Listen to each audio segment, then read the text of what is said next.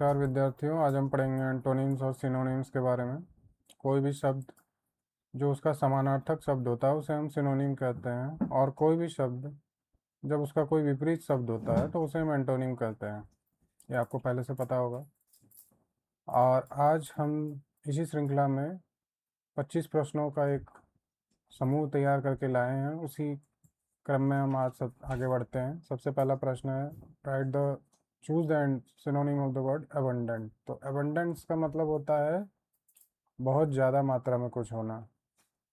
तो अबंडेंस का अपोजिट क्या होगा?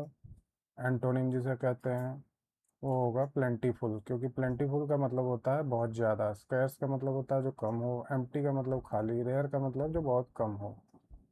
तो इस विषय में हम देख रहे हैं कि प्लेंटीफुल ही सबसे उचित इसका ऑप्शन है। दूसरा शब्द है, choose the synonym of the word candid. Candid मतलब होता है जो कि सच बोलने वाला हो और जो सही बोलता हो। तो इसमें हम देख रहे हैं चार ऑप्शन है, ऑनेस्ट, क्लेवर, एंग्री और प्राउड। तो इसमें ऑनेस्ट का हुआ जो सच बोलने वाला है, तो इसका आंसर हो जाएगा ऑनेस्ट। तीसरा शब्द है डिलीजेंट। डिलीजेंट का मतलब होता है जो मेहनती होता है। तो डिलीजेंट का अपोजिट सेम क्या हो जाएगा सिनोनिम? Hard working. बाकी सारे उसके लेजी, केयरफुल और वीक जो होता है वो तो अपोजिट लग रहे हैं। तो हार्ड वर्किंग ही सही आंसर है। चौथा चौथा शब्द है हमारा इलोक्वेंट। इलोक्वेंट होता है जो बोलने में बहुत प्रवीण होता है। तो इसमें हम देख रहे हैं चार ऑप्शन हैं, साइलेंट, फ्लुएंट, शाय और रफ। तो फ्लुएंट जो होता है वो, फ्लुएंट का मतलब होता है जो बोलने में बहुत प्रवीण होता है, इसलिए हम फ्लुएंट को ही चुनेंगे। पांचवा शब्द है हमारा फ्रूगल। फ्रूगल मतलब होता है जो पैसे के साथ बहुत ही अच्छे तरीके से व्यवहार करता है, पैसों का बहुत ख्याल रखता है। तो उसमें हम देखेंगे कि वेस्टफुल, इकोनॉमिकल, रिच और एक्सपेंसिव। इसमें इकोनॉमिकल जो शब्द है उसका मतलब होता है जो पैसे के साथ बहुत अच्छे तरीके से व्यवहार करे। तो इस तरह से हम देख रहे हैं कि ये सही ऑप्शन है, इकोनॉमिकल। अगला शब्द है हमारा, उसी श्रृंखला में हम आगे बढ़ रहे हैं। तो अगला शब्द है हमारा हॉस्टाइल, और चार ऑप्शन दे रखे हैं इसमें, फ्रेंडली, एग्रेसिव, काम और जेंटल। तो हॉस्टाइल का मतलब होता है जो विपरीत आचरण करे, मतलब अग्रेसिव हो जो। तो इसमें हम देख रहे हैं कि फ्रेंडली, अग्रेसिव, काम और जेंटल, ये ऊपर के जो तीन है अग्रेसिव को छोड़ के, वो उसके एंटोनिम्स हैं। अग्रेसिव ही शब्द जो है वो उसको डिनोट कर रहा है हॉस्टाइल को सही से। तो एग्रेसिव इसका सही आंसर होगा। पांचवा शब्द है मैग्नीफाई। ये तो बहुत ही साधारण सा शब्द है। मैग्नीफाई का मतलब होता है किसी भी चीज़ को बड़ा करना। तो मैग्नीफाई को जब हम उसके ऑप्शंस में जाते हैं तो reduce, enlarge, hide and divide. Enlarge ही एक ऐसा शब्द है जिसका मतलब होता है बड़ा करना। तो एनलार्ज इसका आंसर हो गया। अगला शब्द है हमारा ऑब्सोलीट। ऑब्सोलीट का मतलब होता है जो अब आचरण में नहीं है, व्यवहार में नहीं है, जो पुराना हो चुका है। तो इस तरह से हम देख रहे हैं मॉडर्न, एंशियंट, आउटडेटेड और यूजफुल। तो इसमें से आउटडेटेड जो शब्द है वही इस बात को दिखाता है कि ये व्यवहार में अब नहीं है। तो इसका आंसर होगा आउटडेटेड। अगला शब्द है हमारा प्रिसाइज। तो प्रिसाइज में हम देख रहे हैं चार ऑप्शन दे रखे हैं, एग्जैक्ट, वेग, रफ और फॉल्स। प्रिसाइज का मतलब होता है सटीक। तो सटीक से हम देख सकते हैं कि एग्जैक्ट जो है वही उसे बता रहा है, डिनोट कर रहा है सही से। बाकी वेग का मतलब हुआ जो सही नहीं है, सटीक नहीं है। रफ होता है जो क्लियर नहीं हो, और फॉल्स होता है जो गलत हो। तो एग्जैक्ट ही इसका आंसर है। अगला शब्द है विविड।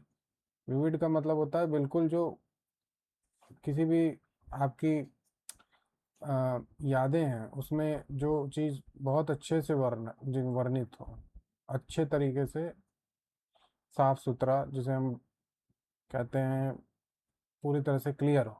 तो उस हिसाब से आप देखिए तो ब्राइट एक ऐसा शब्द है जिसका मतलब होता है क्लियर और बहुत ही ज़्यादा चमकदार। तो इस तरह से ब्राइट ही इसका सही ऑप्शन होगा।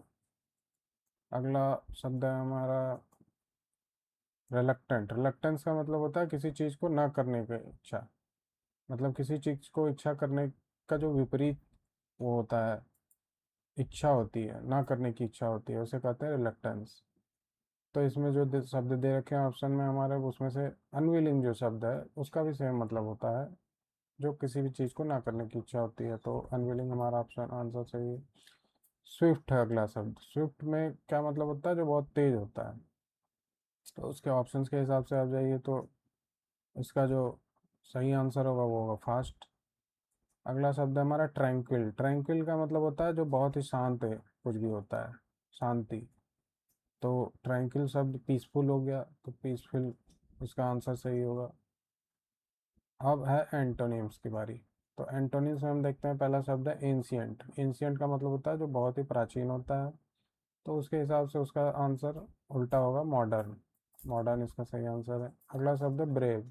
ब्रेव होता है जिसमें बहुत ही ज़्यादा साहस भरा होता है, तो ब्रेव का जो उल्टा होगा वो होगा कोवार्डली। कोवार्डली का मतलब होता है जो बहुत ही कायर होता है। अगला शब्द है हमारा एक्सपैंड। एक्सपैंड का मतलब होता है किसी भी चीज़ को फैलाना, तो एक्सपैंड के हिसाब से अगर उसका विपरीत देखें तो कॉन्ट्रैक्ट। कॉन्ट्रैक्ट का मतलब होता है सिकुड़ना, सिकुड़ना। कॉन्ट्रैक्ट सही ऑप्शन है। अगला शब्द है हमारा जनरस। जनरस का मतलब होता है जो बहुत ही ज़्यादा दयालु होता है, तो उसका उल्टा होगा हमारा काइंड, सेल्फिश, हेल्पफुल और नोबल। चार ऑप्शंस देखे हुए हैं। तो जनरस के हिसाब से आपका सेल्फिश जो है उसका मतलब होता है बहुत ही जो स्वार्थी होता है, तो स्वार्थी जनरस का उल्टा होगा और सेल्फिश उसका सही आंसर होगा। अगला शब्द है हमारा हार्मनी। हार्मनी का मतलब होता है जो एक दूसरे के प्रति एक अवैमनस्य का वातावरण होता है, मतलब जो सब मिलके लोग रहते हैं तो उसे हार्मनी कहते हैं। तो हार्मनी का जो उल्टा शब्द होगा वो होगा कॉन्फ्लिक्ट। कॉन्फ्लिक्ट में होता है लड़ाई झगड़ा, जैसे अभी बहुत सारे युद्ध हो रहे हैं, तो कॉन्फ्लिक्ट इसका सही आंसर है।